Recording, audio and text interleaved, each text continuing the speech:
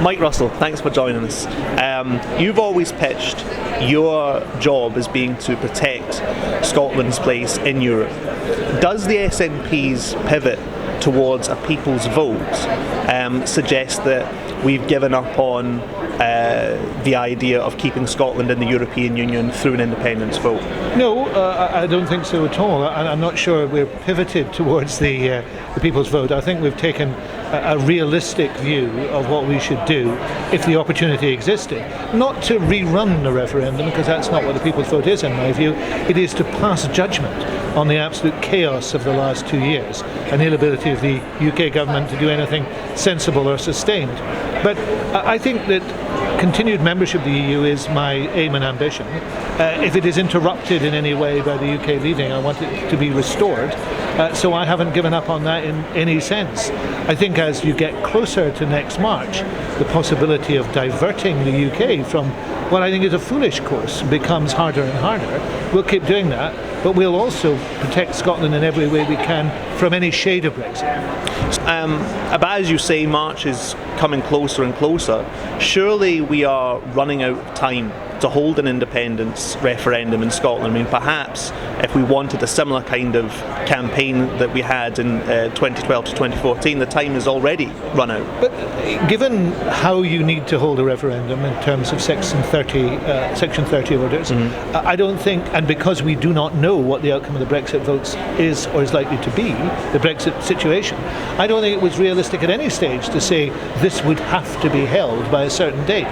I remain strongly of the view that the issue of independence is as much an issue of why as when, and we need to work very hard, as everybody in the Yes movement, right across the Yes movement, needs to work hard on persuading people of the importance of independence, as well as saying a moment will come when people will have to choose. And that moment could come at any stage, frankly. At the present moment, I don't think it's going to come before March. But in these circumstances coming after March, we need to know what the final deal is. There won't be a final deal in March, remember. We're in a process which isn't that well understood but needs to be. We're in the exit negotiations, followed by a political declaration, followed by a period of time, a minimum of 18 to 21 months, possibly more, in which a new relationship is put in place. That in any of that timescale and beyond it, the people of Scotland can still exercise their right to decide how they're governed. That doesn't end in March. When it comes to a people's vote, and you say that it's not a rerun of the last vote on the European Union, however, there'll be a concern that what you're doing is empowering the British state to intervene in a situation it doesn't want. I mean, the British establishment doesn't want to leave the European Union. The Civil Service and the Bank of England, these institutions don't want to leave the European Union.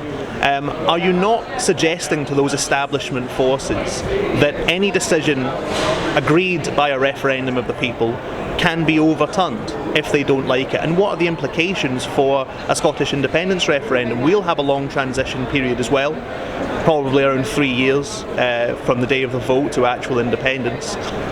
Is there not a real danger that those same institutions could intervene and have a second vote on Scottish independence? I don't think so, but I don't think that you should stand by a bad decision that will be very damaging to Scotland, simply on the grounds that there are some other people who you wouldn't normally associate with, who for their own reasons also disagree with it. You know, I don't have a great deal in common with some of the people who argue for a people's vote, but I have a lot in common with those people who say that this was an appalling decision, foisted on Scotland. We did not vote for it, which was based upon no evidence at all. And in these circumstances, it has been run appallingly badly by a dreadful Tory government. If there isn't an argument for actually doing something about it in those circumstances, I don't know what there ever would be an argument. But the independence referendum in 2014, and I was deeply involved in it, was a very different affair. We had a 650-page white paper. We had a positive campaign over the best part of 3 years. And indeed, in my own constituency in Argyll and Bute, I spoke in virtually every village hall, to active groups of people who wanted to engage with it. That is chalk and cheese. And of course, in any transition period towards independence, there would have to be a time in which we went into extraordinary detail about what we do. We could do that. Where's the detail in the last 2 years? I mean, the Tories have split apart because after almost 2 years they wrote down what they wanted to do and they immediately disagreed about it. I think it is so different. I think anybody who worries about that is worrying about something that's not relevant.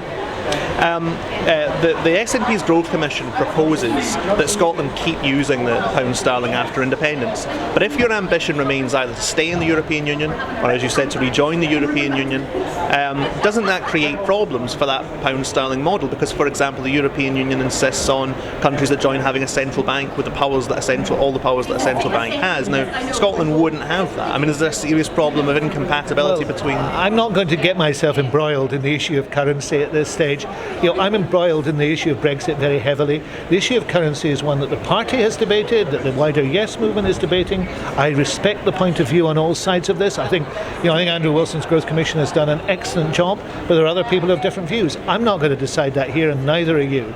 That will be a continued debate. There are ways to do this, I'm sure, on both sides. That's not for me today. But then, Ian Blackford has said that we would need a currency position before we went for a second independence referendum, and Nicola Sturgeon has insinuated that vote could come as soon as November and December. She said at the end of this phase of negotiations. Wouldn't that mean that we would proceed into an independence referendum without the SNP's party agreement on the proposals in the Growth Commission, including the currency? Why would it mean that? Well, because as I understand it, the Growth Commission's measures are expected to be debated at next year's conference. Well, I can't imagine that in the end of the day we would make an offering to the Scottish people that did not include a view on that matter. But with the greatest respect, you and I are not going to sort it out this afternoon. Just finally on another statement that Nicola Sturgeon has made, she says that she now fears a blind Brexit. Now, if it is indeed blind, we won't know what the conditions of the deal are by the end of this phase of the Brexit negotiations as she framed it. I mean, could that mean that we are putting off the issue of a second Scottish independence referendum right up to the March date? Well, I think we need to know what the circumstances of withdrawal are. I mean, this is not within our control, and we have to recognise that. The important thing of those of us who believe in independence, me, you, a whole range of others with different political views, is we have to be imaginative, we have to be entrepreneurial in how we approach this, we have to recognise that we don't control everything and find the right way to do it. But none of us can sit here and say, we are going to have this whenever we like, so get on and negotiate the deals of it. That's not going to happen. What we need to be is determined that at the right moment, when we have the opportunity, we will have the referendum and we will win it. And I go back to this issue. It's not the when that's important at the moment, it's the why. I want the people of Scotland to accept the importance of independence, not just because of Brexit, though that's a key issue. I want to accept it because it's the right thing to do, it's the right way for us to move forward. It will release the energy we have as a nation to do things properly and to do them in the way that we want to do them. So, this is complex, this is difficult. Nobody ever said it was going to be easy. We need to be able to do it together as well. And that means that the Yes movement has to accept, and the SNP has to accept, a broad approach where we accept each other's bona fides, accept each other's passion for doing this, and we go on and do it together. Mike Russell, thank you very much. Thanks.